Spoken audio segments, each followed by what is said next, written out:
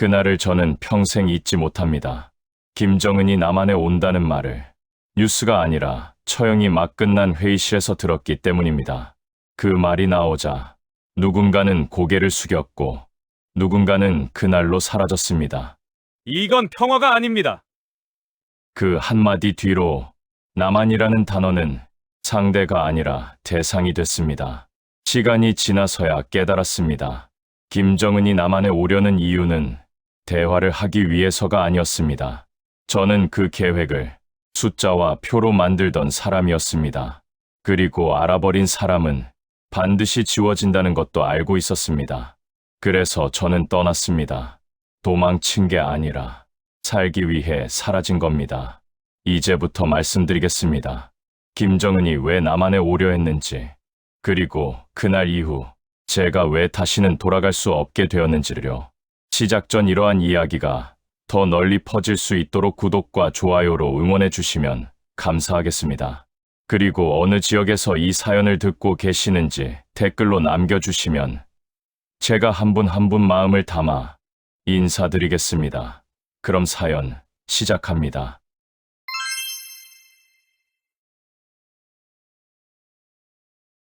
이건 평화 방문이 아닙니다. 질문하는 순간 당신 이름은 사라질 겁니다. 그 말이 끝나자 회의실 안의 공기가 먼저 얼어붙었습니다. 저는 그 순간을 아직도 또렷하게 기억합니다. 창문 하나 없는 회색 방, 벽에 걸린 시계 초침 소리, 그리고 누구도 숨을 크게 쉬지 않던 정적. 상급자의 목소리는 낮았지만 그 안에 담긴 뜻은 분명했습니다. 오늘부로 이 사안은 급비입니다. 기록도 기억도 남기지 마십시오. 그날 아침까지도 저는 방문이라는 말을 외교 기사에서나 보던 단어로 알고 있었습니다. 악수하고 사진 찍고 공동 발표문을 읽는 행사. 하지만 그 방에서 쓰인 방문은 전혀 다른 의미였습니다. 누군가는 고개를 끄덕였고 누군가는 시선을 바닥에 박았습니다. 저는 아무 말도 하지 않았습니다. 이곳에서는 질문이 곧 범죄였으니까요. 동무, 표정 관리하시오. 옆자리에 앉은 동료가 아주 작은 목소리로 말했습니다. 그의 입꼬리는 올라가 있었지만 눈은 웃지 않았습니다. 그가 그날 이후로 사라질 줄은 그때는 몰랐습니다. 회의는 길지 않았습니다. 이곳에서 짧은 회의는 늘 위험의 신호였습니다. 상급자는 서류 한 장을 탁자 위에 내려놓았습니다. 제목은 없었고 숫자와 기호만 빼곡했습니다. 붉은 도장이 찍힌 순간 방 안에 누구도 고개를 들지 않았습니다. 이 문건은 외부 유출 시 즉시 처리 대상입니다. 처리라는 단어가 의미하는 바를 우리는 모두 알고 있었습니다. 저는 문건의 첫 줄을 읽는 순간 심장이 늦게 뛰는 걸 느꼈습니다. 남한 사회 안정화 계획 1단계 완료. 안정화. 그 단어는 늘 좋은 뜻으로 쓰였습니다. 어지러운 것을 가라앉히고 위험한 것을 정리하는 일. 그러나 제가 몸담아 온 안정화 작업은 총과 포탄이 아니라 사람의 생각을 다루는 일이었습니다. 생각은 조용히 바뀌고 바뀐 생각은 저항하지 않습니다. 김정은 동지의 남한 방문은 상징입니다. 상급자가 말을 이었습니다. 상징은 총보다 오래갑니다. 누군가 숨을 삼키는 소리가 들렸습니다. 저는 손바닥에 맺힌 땀을 내려다봤습니다. 우리는 오래전부터 상징을 설계해왔습니다. 교과서의 문장 하나, 뉴스 자막의 단어 하나, 복지 정책의 이름 하나까지도 계산 대상이었습니다. 회의가 끝나자 모두가 동시에 일어났습니다. 문이 열리며 복도의 형광등이 눈을 찔렀습니다. 저는 옆자리 동료의 어깨를 스쳤습니다. 괜찮으십니까? 그가 고개를 끄덕이며 웃었습니다. 괜찮지. 다 괜찮아질 거야. 그날 오후부터 그의 자리는 비어 있었습니다. 아무도 그의 이름을 부르지 않았습니다. 이름을 부르는 순간 질문이 되기 때문입니다. 사무실로 돌아오자 제 책상 위에 봉투 하나가 놓여 있었습니다. 제 이름은 없었고 부서 코드만 적혀 있었습니다. 봉투 안에는 추가 지침이 들어 있었습니다. 방문 전 사전 정렬. 사람을 줄 세우는 단어였습니다. 문건에는 남한의 노인층, 종교단체, 지역 공동체가 항목별로 나뉘어 있었습니다. 옆에는 이런 설명이 붙어 있었습니다. 완충 장치. 완충. 충격을 흡수하는 장치. 그렇다면 그 충격은 무엇이었을까요? 답은 늘 같았습니다. 자유였습니다. 그날 밤, 저는 집으로 돌아가지 않았습니다. 사무실 불을 끄고 창가에 섰습니다. 평양의 밤은 늘 조용했습니다. 조용함은 언제나 누군가의 입이 막힌 뒤에 찾아옵니다. 전화가 울렸습니다. 동무, 집에 가지 마시오. 왜입니까? 질문하지 말라 했소. 전화는 그 말과 함께 끊겼습니다. 다음 날 아침, 내부 방송이 울려 퍼졌습니다. 밝은 음악과 함께 이런 멘트가 반복됐습니다. 역사적 방문을 향한 준비가 시작되었습니다. 사무실 안에서는 박수가 터져 나왔습니다. 저는 박수를 치지 못했습니다. 손이 움직이지 않았습니다. 왜 그러십니까? 괜찮습니다. 괜찮아 보이진 않네요. 저는 웃었습니다. 웃는 법은 오래전에 배웠으니까요. 괜찮아질 겁니다. 점심시간, 그 동료의 머그컵이 아직 책상 위에 놓여 있는 걸 보았습니다. 바닥에 아주 작은 금이 가 있었습니다. 눈에 잘 띄지 않는 균열이었지만 물은 늘 그런 틈으로 새어 나옵니다. 그날 밤, 저는 제 개인 파일을 열었습니다. 권한을 넘는 행동이었습니다. 화면에는 제 충성도, 활용가치, 대체 가능성이 숫자로 표시돼 있었습니다. 등급은 중, 중간은 가장 위험한 자리였습니다. 밖에서는 방문 준비를 알리는 현수막이 하나둘 걸리기 시작했습니다. 사람들은 사진을 찍고 웃었습니다. 저는 그 사진 속에서 우리가 설계한 단어들을 보았습니다. 평화, 협력, 미래. 그날 밤, 다시 창가에 섰습니다. 상급자의 목소리가 머릿속에서 되살아났습니다. 이건 외교가 아닙니다. 이건 시작입니다. 그 시작이 어디로 이어질지 저는 알고 있었습니다. 그래서 그날 제 인생에서 처음으로 이런 생각을 했습니다. 떠나야 할지도 모르겠습니다. 아직은 생각뿐이었지만 생각은 늘 행동보다 먼저 움직였습니다. 그리고 행동은 언젠가 반드시 따라옵니다. 남조선은 자유로운 사회가 아닙니다. 관리되지 않았을 뿐이지요.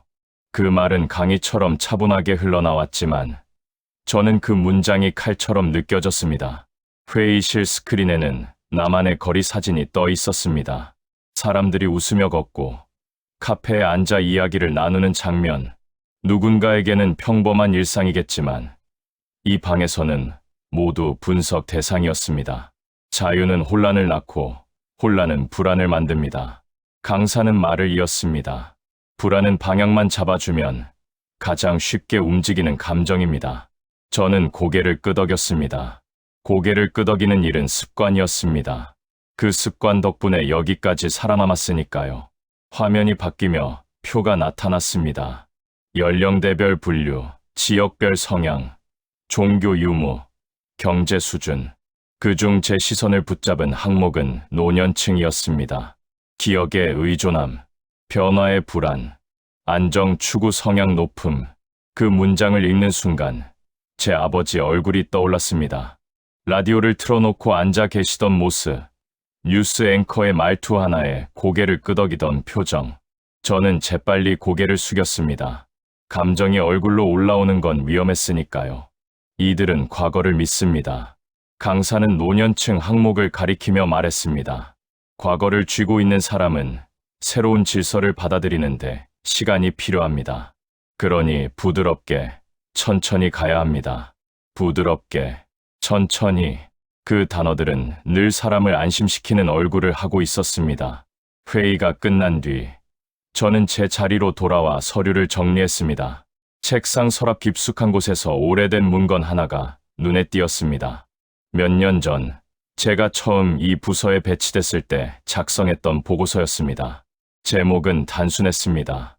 남한 사회 심리 구조 분석. 그때 저는 젊었고 일에 의미를 붙이고 싶어 했습니다. 분단을 이해하는 일이라 스스로를 설득했지요. 그러나 지금 다시 그 문건을 보니 문장 하나하나가 사람을 해부하듯 차가웠습니다. 공포, 불안, 욕망. 우리는 그것을 숫자로 바꾸고 표로 만들고 전략으로 포장했습니다. 아직도 이런 걸 읽습니까? 뒤에서 동료의 목소리가 들렸습니다. 예, 자료라서요. 쓸모 없을 텐데요. 이미 훨씬 정교해졌으니까. 그는 웃으며 말했지만 그 웃음에는 자부심이 담겨 있었습니다. 우리가 만든 표와 그래프가 언젠가 현실이 될 거라는 확신. 저는 아무 말도 하지 않았습니다. 대신 화면을 닫았습니다. 그날 오후 새로운 지침이 내려왔습니다. 방문 대비 사전 여론 안정 시뮬레이션. 시뮬레이션이라는 말은 언제나 안전하게 들렸습니다. 실제 사람이 다치지 않는 연습처럼 느껴지니까요. 하지만 우리는 알고 있었습니다. 이 연습의 결과는 반드시 현실에서 쓰인다는 거요. 질문 하나 해도 되겠습니까? 제가 조심스럽게 입을 열었습니다. 방 안이 조용해졌습니다. 상급자가 저를 바라봤습니다. 말해보시오. 이 방문이 정말 외교적 의미만 있는 겁니까? 순간 공기가 무거워졌습니다. 누군가 의자를 살짝 움직였고 누군가는 고개를 숙였습니다. 상급자는 잠시 침묵하다가 말했습니다. 동무는 아직도 그렇게 생각합니까? 그는 미소를 지었습니다. 우리는 총으로만 세상을 바꾸지 않습니다. 그 말로 대화는 끝났습니다. 저는 제 자리를 떠나며 심장이 빠르게 뛰는 걸 느꼈습니다. 질문은 답을 얻기 위한 행위가 아니라 자신의 위치를 확인하는 행위라는 걸 다시 깨달았습니다. 퇴근 무렵 저는 창밖을 바라봤습니다.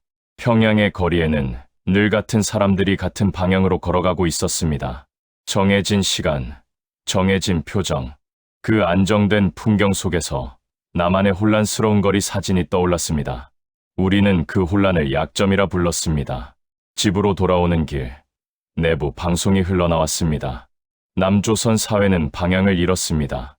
우리는 그들에게 질서를 보여줄 것입니다. 그 말에 사람들은 고개를 끄덕였습니다. 저도 고개를 끄덕였습니다.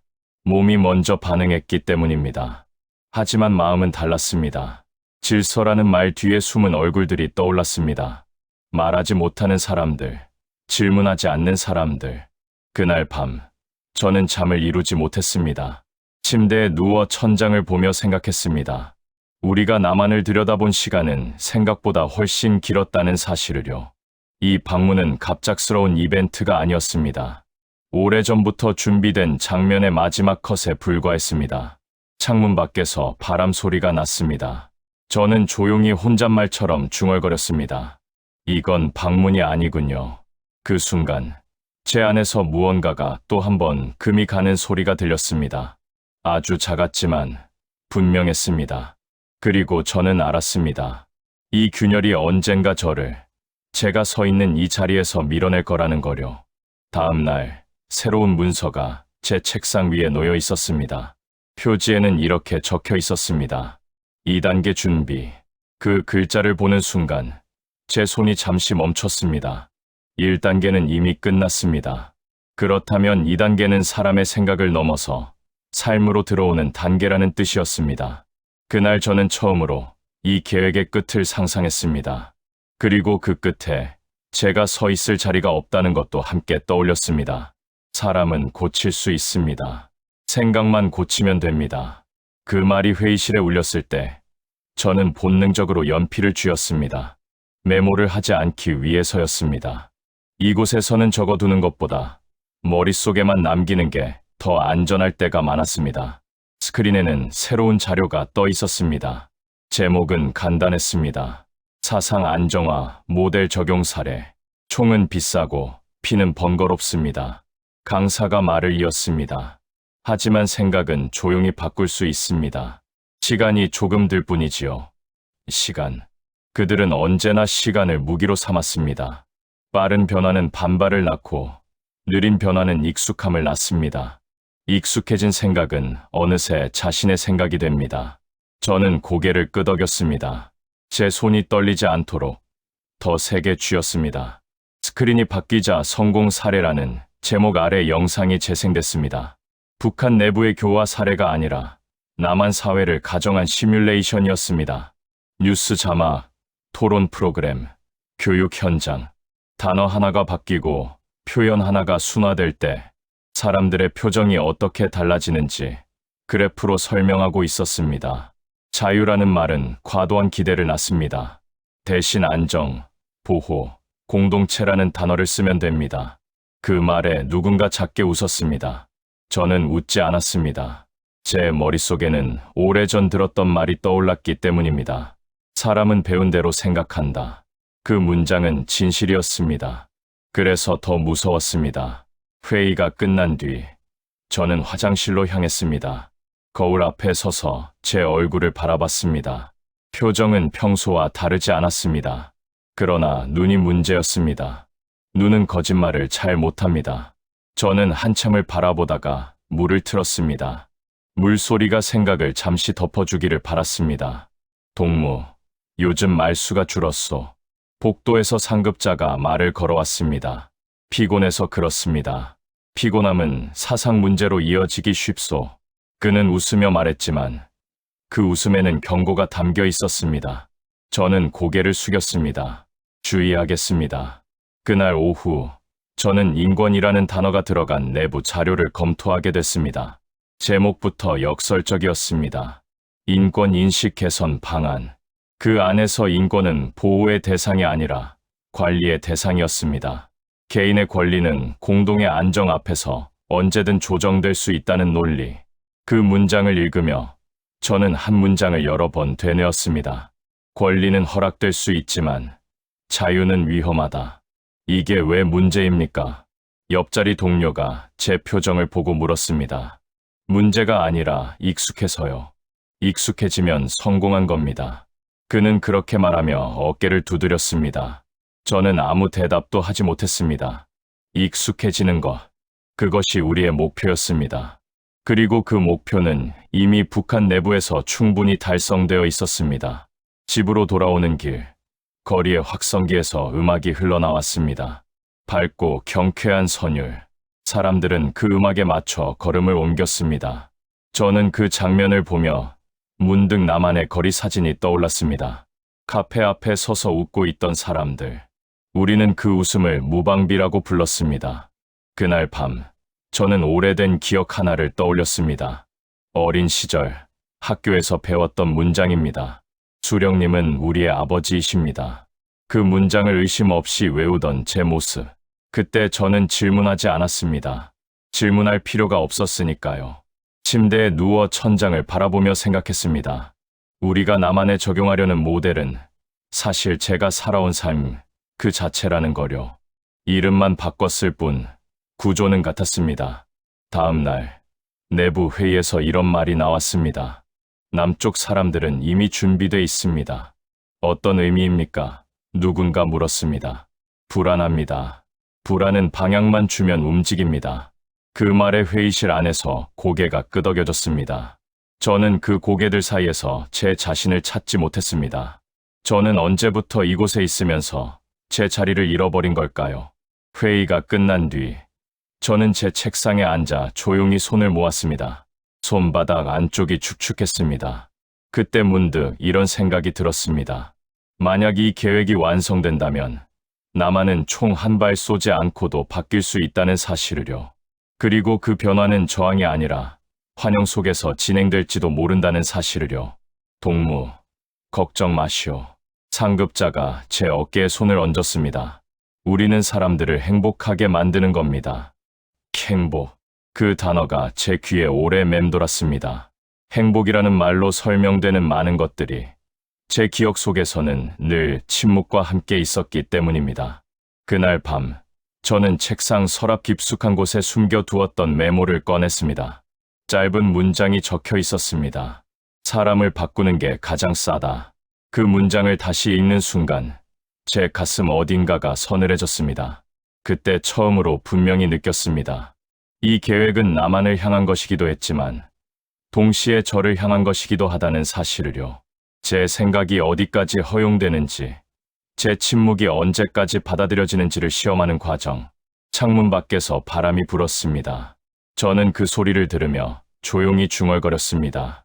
이건 너무 많은 사람을 바꾸는 일입니다. 그 말이 입 밖으로 나오는 순간 저는 알았습니다. 이미 제 안에서는 이 체제와의 거리가 조금씩 벌어지고 있다는 거요. 그리고 그 거리는 언젠가 되돌릴 수 없을 만큼 멀어질 거라는 것도요. 다음 날 아침, 제 책상 위에는 또 다른 문서가 놓여 있었습니다. 이번에는 빨간 글씨로 이렇게 적혀 있었습니다. 충성도 재점검 대상. 그 글자를 보는 순간 저는 숨을 한번 고르고 화면을 껐습니다. 사람을 바꾸는 일은 가장 싸다고 했지만 그 대가는 늘 누군가의 삶이었습니다. 그리고 이제 그 누군가에 제 이름이 포함될지도 모른다는 예감이 들기 시작했습니다. 동무, 오늘은 구경만 하시오. 판단은 위에서 합니다. 그 말과 함께 저는 트럭에 올랐습니다. 창문이 없는 차량 안은 어둡고 눅눅했습니다. 누군가의 숨소리가 가까이서 들렸지만 얼굴은 보이지 않았습니다. 서로를 보는 일은 불필요했고 불필요한 일은 위험했습니다. 도착한 곳은 구호소도 회의실도 아니었습니다. 공개 비판대회가 열리는 광장이었습니다. 저는 그 자리에 여러 번 서본 적이 있었습니다. 하지만 그날의 공기는 달랐습니다. 너무 조용했습니다. 침묵은 늘 무언가가 곧 사라질 때 찾아옵니다. 사상적으로 문제가 있는 자를 호명하겠습니다. 확성기에서 울려 퍼진 목소리는 또렷했고 군중은 동시에 고개를 들었습니다. 이름이 하나 불렸고 이어서 나이와 직업이 덧붙여졌습니다. 사람들은 웅성거렸고 곧 박수가 나왔습니다. 박수는 늘 늦게 시작해 빨리 커졌습니다. 늦게 치는 사람은 눈에 띄니까요. 단상 위로 끌려 나온 남자는 고개를 들지 못했습니다. 그는 손을 묶인 채 서 있었고 그의 아내와 아이는 군중 속 어딘가에 있었습니다. 저는 그 아이를 보았습니다. 울지 않았습니다. 울지 않는 법을 이미 배운 얼굴이었습니다. 당은 기회를 주었습니다. 그러나 그는 질문했습니다. 그 말에 군중이 술렁였습니다. 질문. 그 단어가 이렇게 큰 죄가 되는 곳에서 질문은 용기가 아니라 무모함이었습니다. 동무, 마지막으로 할 말 있소? 남자는 잠시 침묵하다가 입을 열었습니다. 잘못했습니다. 그 말은 떨렸고 너무 늦었습니다. 그날 저녁 회의실에서 그 장면이 사례 분석으로 재생됐습니다. 화면 속 남자의 얼굴이 확대되었고 강사는 차분하게 설명했습니다. 보셨습니까? 개인의 감정은 통제 가능합니다. 중요한 건 속도입니다. 속도라니요? 누군가 물었습니다. 빠르면 반발이 생기고 느리면 익숙해집니다. 익숙해진다는 말에 회의실 안에서 고개가 끄덕여졌습니다. 저는 고개를 들 수 없었습니다. 아까 본 아이의 얼굴이 자꾸 떠올랐기 때문입니다. 그날 이후 제 가족에 대한 보고가 자주 올라왔습니다. 아내의 직장 동선, 아이의 학교 생활, 부모의 발언 기록. 저는 그것을 보호라는 이름으로 전달받았습니다. 보호, 감시를 부르는 단어였습니다. 동무, 걱정 마시오. 충성된 가족일수록 오래 갑니다. 상급자가 말했습니다. 그렇다면 충성되지 않으면요? 그는 잠시 저를 보더니 웃었습니다. 그땐 가족이 먼저 고쳐집니다. 그 말이 제 귀를 때렸습니다. 고친다. 사람을 고치는 일. 산막에서 들었던 말이 현실로 다가오는 순간이었습니다. 며칠 뒤 동료 한 명이 사라졌습니다. 회의실에서 늘 적극적으로 발언하던 사람이었습니다. 저는 조심스럽게 다른 동료에게 물었습니다. 어디로 갔습니까? 그는 주변을 살피며 아주 작게 말했습니다. 말을 너무 잘했대요. 무슨 말입니까? 위에서 듣기엔 너무 솔직했대요. 그날 밤, 저는 잠을 이루지 못했습니다. 집 안은 조용했고 아이의 숨소리만 들렸습니다. 저는 아이의 이불을 덮어주며 생각했습니다. 이 아이가 자라서도 질문하지 않는 법을 배워야 한다면 그건 보호일까요? 처벌일까요? 다음 날 아침 제 책상 위에 새로운 문서가 놓여 있었습니다. 제목은 짧았습니다. 충성도 재점검, 가족 포함. 제 손이 잠시 멈췄습니다. 가족 포함. 그 네 글자가 모든 것을 설명하고 있었습니다. 회의에서 상급자는 이렇게 말했습니다. 남한 사회도 결국 같은 과정을 거칠 겁니다.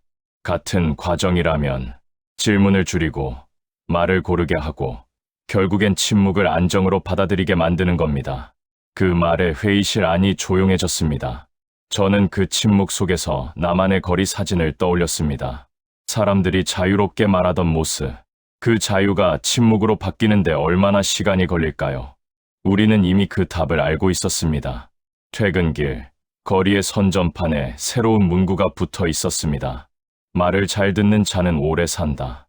저는 그 문구 앞에서 잠시 멈춰 섰습니다. 오래 산다. 살아남는다는 말은 언제나 조건부였습니다. 그날 밤, 저는 아내에게 아무 말도 하지 못했습니다. 대신 조용히 말했습니다. 요즘 질문하지 마시오. 아내는 제 얼굴을 한참 보더니 고개를 끄덕였습니다. 알겠어요. 그 대답이 제 가슴을 더 아프게 했습니다. 이해가 아니라 체념이었기 때문입니다. 잠자리에 들며 저는 생각했습니다. 말을 잘 듣는 자만 살아남는 사회에서 과연 살아남는다는 건 무엇일까요? 숨 쉬는 것일까요? 아니면 생각하지 않는 것일까요? 그날 저는 처음으로 확신했습니다. 이 체제는 나만을 바꾸려는 게 아니라 이미 사람을 바꾸는 방법을 완성했다는 사실을요. 그리고 그 방법 속에서 저와 제 가족도 예외가 아니라는 사실을요. 다음 날 아침 내부 방송이 울려 퍼졌습니다. 역사적 방문을 위한 내부 정화 작업이 마무리 단계에 접어들었습니다. 정화, 그 단어를 듣는 순간 저는 알았습니다. 이제 다음 단계는 더 이상 문서 속 이야기가 아니라는 것을요. 그리고 그 단계에서는 저 같은 사람에게 선택지가 거의 남아있지 않다는 것도요. 동무, 이건 개인 열람입니다. 기억만 하십시오. 그 말과 함께 제 앞에 놓인 화면에는 제 이름이 떠 있었습니다. 이름 아래에는 숫자들이 줄지어 있었고 그 숫자 옆에는 낯설지 않은 단어들이 붙어 있었습니다. 충성도, 활용가치, 대체 가능성. 저는 숨을 고르고 화면을 내려다봤습니다. 오래전부터 제가 만들던 표와 너무 닮아 있었기 때문입니다. 충성도 중, 활용 가치 중상, 대체 가능성 높음. 중간이라는 말은 언제나 애매합니다. 애매한 것은 보호받지 못합니다. 위에서도 아래에서도 필요할 때만 쓰이다가 사라집니다. 저는 그 사실을 누구보다 잘 알고 있었습니다. 그래서 더 천천히 화면을 읽었습니다. 동무는 아직 쓸모가 많습니다. 담당자가 말했습니다. 아직이라면 언젠가는 아닐 수도 있다는 말입니까? 그는 잠시 저를 보더니 웃었습니다. 쓸모는 상황에 따라 달라집니다. 그 말은 협박이 아니었습니다. 이곳에서는 협박이 늘 이렇게 부드럽게 옵니다. 저는 고개를 끄덕이며 자리를 떠났습니다. 복도를 걸어 나오는데 발걸음이 제 것이 아닌 것처럼 느껴졌습니다. 사람이 아니라 숫자가 걷고 있는 기분이었습니다. 사무실로 돌아오자 제 책상 위에 또 다른 문서가 놓여 있었습니다. 이번에는 남한 시민 분류표였습니다. 노년층, 청년층, 종교인, 자영업자. 저는 무심코 화면을 넘기다가 멈췄습니다. 노년층 항목 옆에 적힌 문장이 눈에 들어왔기 때문입니다. 권위 있는 목소리에 반응함, 익숙한 어휘의 안정감을 느낌. 그 문장을 읽는 순간 저는 라디오를 들으며 고개를 끄덕이던 아버지를 떠올렸습니다. 앵커의 말투 하나로 안심하시던 그 모습. 저는 화면에서 눈을 떼지 못했습니다. 우리가 분석한 대상은 멀리 있는 누군가가 아니라 제 가족과 닮아 있었습니다. 이 표, 잘 만들지 않았습니까? 동료가 제 뒤에서 말했습니다. 사람을 잘 이해한 것 같아서요. 이해가 아니라 통제죠. 그는 웃으며 말했습니다. 그래서 정확합니다. 그날 점심시간, 저는 식판을 들고 한참을 서 있었습니다. 줄이 길어서가 아니었습니다. 갑자기 숫자로 환산된 사람들의 얼굴이 떠올랐기 때문입니다. 우리는 사람을 이해한다고 말했지만 실제로는 단순화하고 있었습니다. 단순화된 인간은 관리하기 쉽습니다. 오후 회의에서 상급자는 이렇게 말했습니다. 남한 방문 이후 일부 인력은 필요 없어질 수 있습니다. 어떤 인력 말입니까? 이미 역할을 다한 인력입니다. 그 말에 회의실이 조용해졌습니다. 저는 그 임이라는 단어에 귀가 멎는 듯 했습니다. 이미 역할을 다했다. 그 기준은 누가 정할까요? 저는 제 이름이 다시 화면에 떠오르는 걸 상상했습니다. 숫자 옆에 붙은 단어 하나가 바뀌는 순간을요. 그날 밤, 집으로 돌아와 아이를 바라봤습니다. 아이는 숙제를 하고 있었고, 아내는 조용히 저녁을 준비하고 있었습니다. 평범한 풍경이었습니다. 하지만 그 평범함이 숫자로 분류될 수 있다는 사실이 저를 숨 막히게 했습니다. 오늘 무슨 일 있었어요? 아내가 물었습니다. 별일 없었습니다. 그 말이 입에 너무 익숙해져 있다는 사실이 더 무서웠습니다.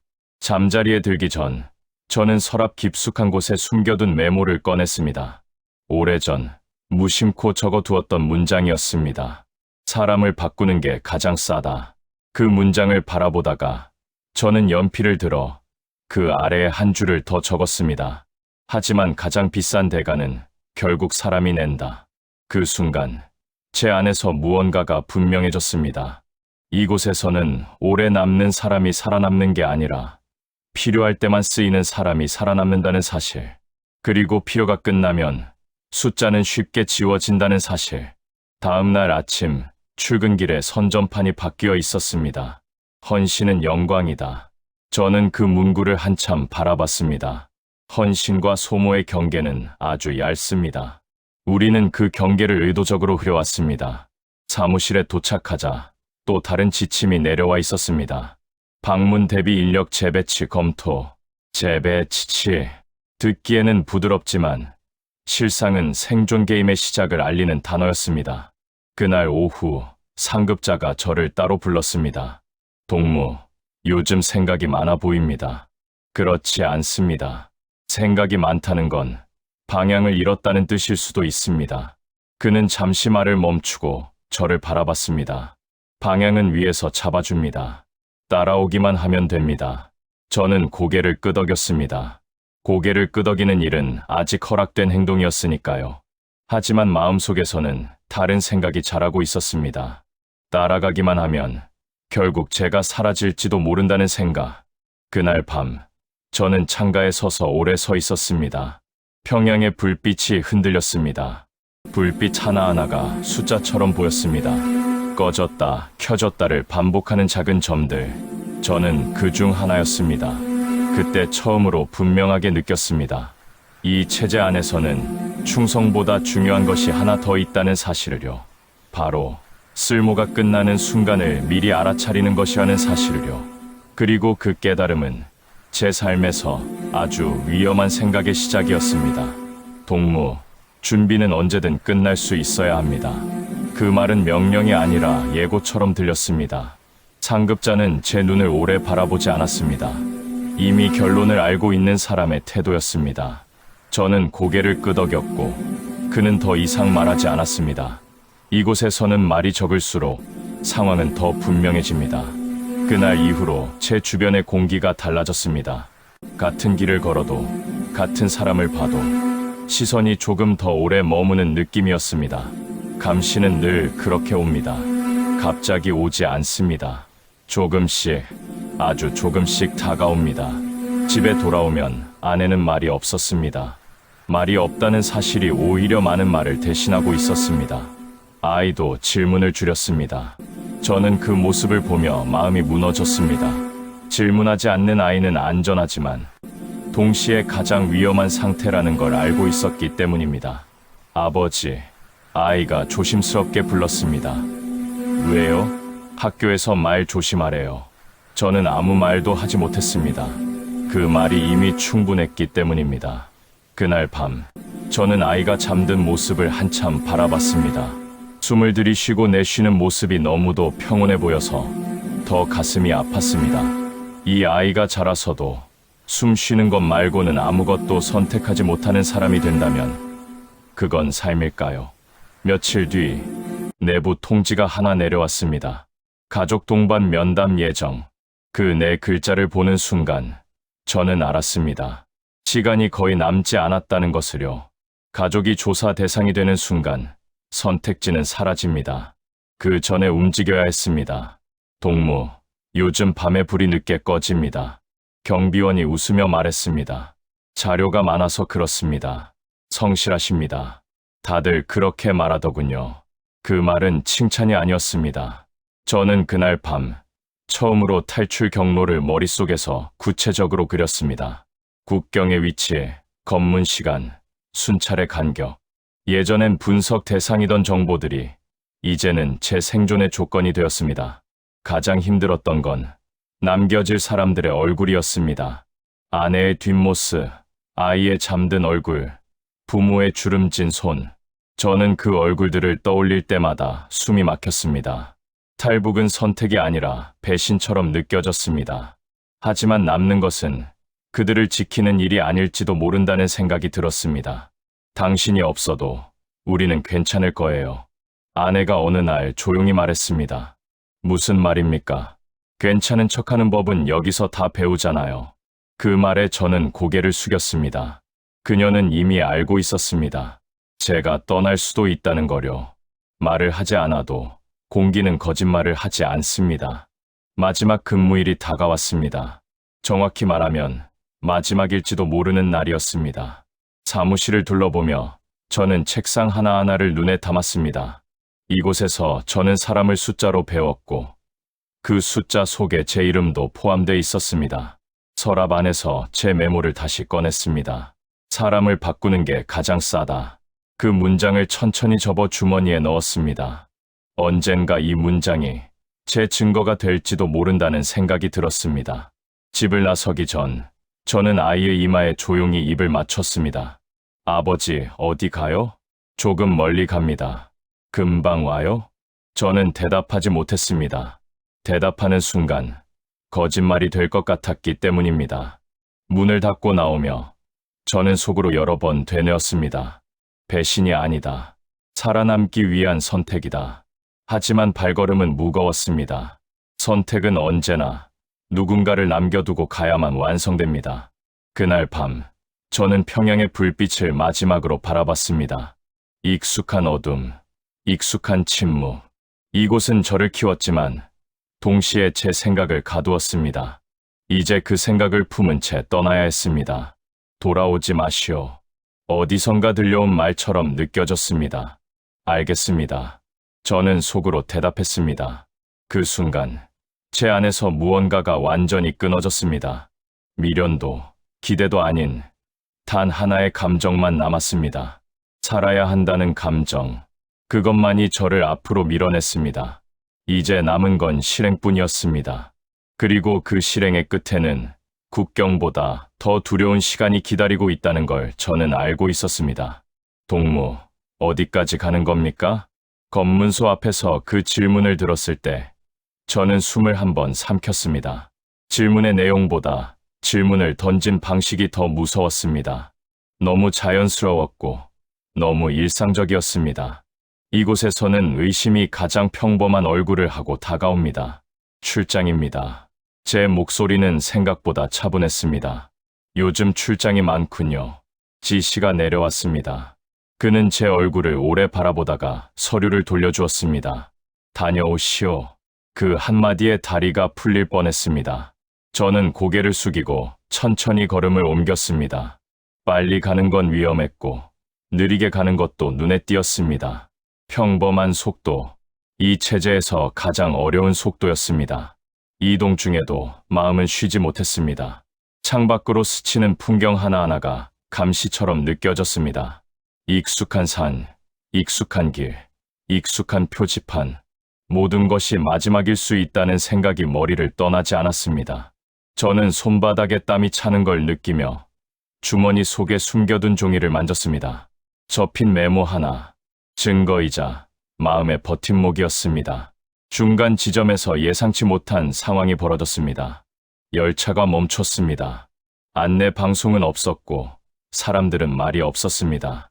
침묵이 길어질수록 심장은 더 크게 뛰었습니다. 누군가 통로를 걸어 다니며 얼굴을 확인했습니다. 저는 시선을 피하지도 마주하지도 않았습니다. 그저 정면을 바라봤습니다. 신분증 확인하겠습니다. 제 차례가 왔습니다. 손을 내밀며 저는 제 인생에서 가장 긴 몇 초를 보냈습니다. 그가 신분증을 넘기며 말했습니다. 사진이 좀 오래됐군요. 그렇습니다. 사람은 변하죠. 그 말에 저는 아무 대답도 하지 않았습니다. 그는 신분증을 돌려주고 다음 사람으로 넘어갔습니다. 열차는 다시 움직였습니다. 그때서야 저는 숨을 내쉴 수 있었습니다. 밤이 깊어질수록 선택의 무게는 더 무거워졌습니다. 돌아갈 수 없는 지점을 이미 지났다는 걸 알고 있었기 때문입니다. 발걸음 하나하나가 제 삶의 방향을 바꾸고 있었습니다. 저는 스스로에게 말했습니다. 지금 멈추면 다시는 기회가 없다. 마지막 이동 지점에서 함께 움직이기로 했던 사람이 나타나지 않았습니다. 기다릴수록 위험해지는 상황. 저는 시계를 보다가 결정을 내렸습니다. 혼자 가야 했습니다. 혼자가 더 안전할 때도 있다는 사실을 이곳은 늘 증명해 왔습니다. 어둠 속을 걸으며 저는 제 발소리에 귀를 기울였습니다. 너무 크지도 너무 작지도 않게 숨소리마저 조절하며 움직였습니다. 그때 멀리서 개 짖는 소리가 들렸습니다. 몸이 굳었습니다. 개는 사람보다 정직합니다. 냄새를 속이지 않으니까요. 잠시 몸을 숨기고 기다렸습니다. 시간이 얼마나 흘렀는지 알 수 없었습니다. 땀이 식어 몸이 떨렸고 손끝이 저렸습니다. 하지만 움직이지 않았습니다. 움직임은 선택이고 선택은 흔적을 남깁니다. 그 순간 제 머릿속에 가족의 얼굴이 스쳤습니다. 아내의 눈빛, 아이의 작은 손, 그 얼굴들이 저를 다시 일으켜 세웠습니다. 살아야 한다는 이유가 다시 분명해졌습니다. 여기까지 오다니 저도 모르게 속삭였습니다. 아무도 듣지 않았지만 그 말은 제 자신에게 하는 약속이었습니다. 멀리 희미한 불빛이 보였습니다. 국경은 아직이었지만 돌아갈 수 없는 선을 넘었다는 느낌이 들었습니다. 저는 마지막으로 뒤를 돌아보지 않았습니다. 뒤를 보는 순간 발걸음이 멈출 것 같았기 때문입니다. 그날 밤 저는 알았습니다. 국경보다 무서운 것은 선이 아니라 사람의 마음이라는 것을요. 그리고 제 마음은 이미 이곳을 떠나 있었습니다. 다음 장에서 저는 더 이상 돌아갈 수 없는 선택을 하게 됩니다. 이제 숨는 시간은 끝나고 넘어야 할 시간이 다가오고 있었습니다. 제 입에서 나온 말이었지만 제 귀에는 남의 목소리처럼 들렸습니다. 대답은 바로 오지 않았습니다. 대신 손전등 불빛이 얼굴을 비췄고 낮고 빠른 말들이 오갔습니다. 저는 그 말들을 이해하지 못했습니다. 아니, 이해하려 하지 않았는지도 모릅니다. 이해하는 순간 그동안 버텨온 긴장이 한꺼번에 무너질 것 같았기 때문입니다. 몸이 따뜻해지자 오히려 떨림이 더 심해졌습니다. 안전해졌다는 신호는 몸에게는 낯선 언어였습니다. 저는 의자에 앉아 있으면서도 계속 주변을 살폈습니다. 누군가 갑자기 문을 열고 들어와 돌아가라고 말할 것 같았습니다. 이곳이 현실인지 또 다른 시험장인지 구분할 수 없었습니다. 괜찮으십니까? 물 드세요. 컵이 제 손에 쥐어졌습니다. 손이 떨려 물이 조금 넘쳤습니다. 죄송합니다. 괜찮습니다. 여기서는 죄송할 필요 없습니다. 그 말이 더 무서웠습니다. 죄송하지 않아도 되는 곳이라니. 그런 곳이 정말 존재할까요? 저는 고개를 숙이고 물을 마셨습니다. 목으로 내려가는 감각이 너무 선명해서 오히려 현실감이 없었습니다. 잠시 후 텔레비전 화면이 켜졌습니다. 뉴스였습니다. 화면 아래 자막에 익숙한 이름이 흘러갔습니다. 김정은, 남한 방문 준비. 그 문장을 보는 순간 가슴이 철렁 내려앉았습니다. 이곳에 와서도 그 이름은 여전히 저를 따라왔습니다. 왜 그렇게 놀라십니까? 저는 이 장면을 너무 오래전에 봤습니다. 그는 제 말을 이해하지 못한 표정이었습니다. 당연했습니다. 이건 설명으로 전달될 일이 아니었습니다. 그날 밤 침대에 누웠지만 잠들지 못했습니다. 눈을 감으면 평양의 거리, 회의실, 표가 떠올랐습니다. 저는 이미 넘어왔지만 생각은 아직 넘어오지 못했습니다. 자유는 몸보다 생각이 늦게 도착하는 법이었습니다. 창밖을 바라보며 조용히 중얼거렸습니다. 끝난 게 아닙니다. 이곳에서 제가 해야 할 일은 살아남는 것이 아니라 말하는 것이었습니다. 제가 본 것, 제가 했던 것, 그리고 왜 떠날 수밖에 없었는지 그걸 말하지 않으면 이 방문은 또 다른 상징으로 끝날 것이 분명했습니다. 그날 저는 알았습니다. 탈북은 도착이 아니라 시작이라는 거요. 그리고 진짜 위험한 순간은 이제부터라는 것도요. 이제 말씀하셔도 됩니다. 그 말이 떨어졌을 때 저는 잠시 입을 열지 못했습니다. 이 한마디를 하기까지 너무 많은 밤을 지나왔기 때문입니다. 말은 준비돼 있었지만 감정이 먼저 걸려 넘어졌습니다. 저는 김정은의 남한 방문을 준비하던 사람이었습니다. 방 안이 조용해졌습니다. 저는 고개를 숙인 채 말을 이었습니다.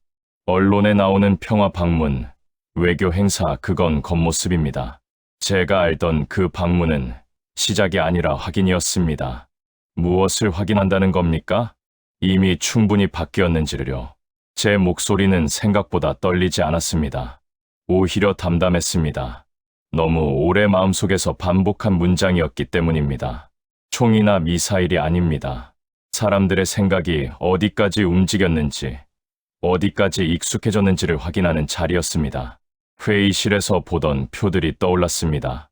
노년층, 종교, 지역 공동체. 남한은 오래전부터 연구 대상이었습니다. 혼란을 불안으로 바꾸고 불안을 안정에 대한 갈망으로 바꾸는 과정. 그게 끝났는지를 확인하는 겁니다. 방문은 상징입니까? 아닙니다. 저는 고개를 저었습니다. 상징은 이미 충분했습니다. 방문은 선언에 가깝습니다. 그 순간 제 안에서 무언가가 풀렸습니다. 숨을 참아온 사람이 처음 숨을 쉬는 느낌이었습니다. 그들은 남한을 북한처럼 만들 필요가 없습니다. 북한처럼 생각하게 만들면 됩니다. 제가 맡았던 역할을 말했습니다. 문장 하나를 바꾸는 일, 표현을 순화하는 일, 불편한 자유 대신 안정된 관리라는 말을 쓰게 하는 일. 저는 그걸 분석이라고 불렀습니다. 지금 생각하면 예행 연습이었습니다. 그래서 탈북을 결심하신 겁니까? 그 질문에 저는 잠시 눈을 감았습니다. 가족의 얼굴이 떠올랐습니다. 아닙니다. 처음엔 살기 위해서였습니다. 그리고 천천히 말을 이었습니다. 하지만 마지막에는 말해야 한다고 생각했습니다. 제가 사라질 차례가 왔다는 걸 알았다고. 가족이 포함된 순간 선택지가 없어졌다고 말했습니다. 제가 남았다면 저는 끝까지 그 일을 했을 겁니다. 침묵으로 공범이 됐겠지요. 잠시 침묵이 흘렀습니다. 이 이야기를 하는 이유가 뭡니까? 저는 고개를 들었습니다. 방문이 시작되면 모든 게 너무 자연스러워질 겁니다. 사람들은 그 변화를 변화로 느끼지 못할 겁니다. 제가 살던 곳이 그랬으니까요. 마지막으로 이렇게 말했습니다. 자유는 한 번에 빼앗기지 않습니다. 조금씩, 아주 천천히 사라집니다. 사람들이 그걸 안정이라고 부르기 시작할 때까지요. 그 말이 끝났을 때 저는 처음으로 이곳에서 온전히 숨을 쉬었습니다. 두려움은 여전히 남아 있었지만 침묵은 아니었습니다. 후회하지 않으십니까? 후회합니다. 잠시 숨을 고르고 덧붙였습니다. 하지만 침묵했을 때의 후회보다는 훨씬 견딜 수 있습니다. 그날 저는 알았습니다. 제가 국경을 넘은 이유는 자유를 얻기 위해서만이 아니라 자유가 어떻게 사라지는지를 증언하기 위해서였다는 것을요. 이제 남은 건 하나뿐이었습니다. 이 이야기를 끝까지 남기는 일. 이제 편히 쉬셔도 됩니다. 그 말을 들었을 때 저는 고개를 저었습니다. 쉬는 일은 아직 제 몫이 아니라고 생각했기 때문입니다. 제가 해야 할 일은 살아남는 것이 아니라 남기는 일이었습니다. 말로, 기억으로, 그리고 경고로 말입니다. 저는 오랫동안 침묵 속에서 살았습니다. 침묵은 안전했고, 익숙했고, 많은 사람을 지켜주는 것처럼 보였습니다. 하지만 시간이 지나고 보니 침묵은 언제나 체제를 지켜주었지 사람을 지켜주지는 않았습니다. 질문하지 않는 사회는 조용했지만 그 조용함 속에서는 너무 많은 것이 사라졌습니다. 이 이야기를 듣고 계신 분들께 말씀드리고 싶습니다. 저는 특별한 사람이 아닙니다. 어느 날 갑자기 용감해진 것도 아닙니다. 그저 숫자가 되는 삶의 끝을 미리 보았을 뿐입니다. 그리고 그 끝에서 가족의 얼굴이 떠올랐습니다. 그 얼굴들을 더 이상 숫자로 보고 싶지 않았습니다. 분단을 겪어 오신 세대는 알고 계십니다. 자유는 당연하지 않다는 것을요. 한 번 잃으면 다시 찾기까지 얼마나 많은 시간이 걸리는지도요. 저는 그 시간을 너무 가까이에서 보았습니다. 그래서 이 이야기를 남깁니다. 자유는 소리 없이 사라질 수 있습니다. 총성이 없다고, 탱크가 없다고 안심할 수는 없습니다. 단어가 바뀌고 기준이 흐려지고 질문이 부담이 되는 순간, 그때부터는 이미 늦어가고 있는지도 모릅니다. 저는 지금도 두렵습니다. 이 말을 했다는 이유로 또 다른 침묵이 저를 기다리고 있을지도 모릅니다. 하지만 한 가지는 분명합니다. 말하지 않았다면 저는 평생 제 자신을 용서하지 못했을 겁니다. 이 이야기가 누군가에게는 과장처럼 들릴지도 모릅니다. 그러나 제가 살던 곳에서는 모든 것이 늘 이렇게 시작되었습니다. 작게, 천천히, 그리고 너무 자연스럽게. 부디 기억해 주십시오. 자유는 지켜보는 것이 아니라 지켜야 하는 것입니다. 질문은 불편하지만 침묵보다 훨씬 건강합니다. 이제 저는 더 이상 숨지 않겠습니다. 이 이야기를 남겼다는 것만으로도 제 삶은 숫자가 아니라 사람이 되었다고 믿고 싶습니다. 그리고 언젠가 이 땅에서 자유가 다시 당연해졌다고 말할 수 있기를 바랍니다. 그날을 저는 조용히 기다리겠습니다. 따뜻한 마음으로 들어주셔서 감사합니다. 구독과 좋아요와 댓글과 같은 여러분의 따뜻함이 다음 영상 제작에 큰 도움이 됩니다.